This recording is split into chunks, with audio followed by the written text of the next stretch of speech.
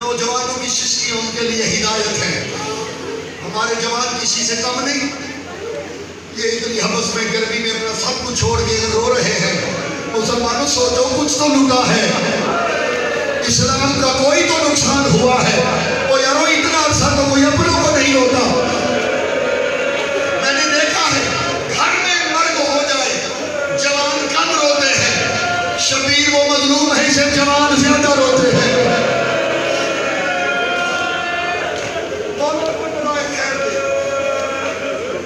इतना मजलूम है शबीर, अकबर की बर्छी कबूल है। एक दफा हाथ कांपा, तुमने हो कहा शबीर जैसे साबिर का, जब कहा ना ज़ैनब की चादर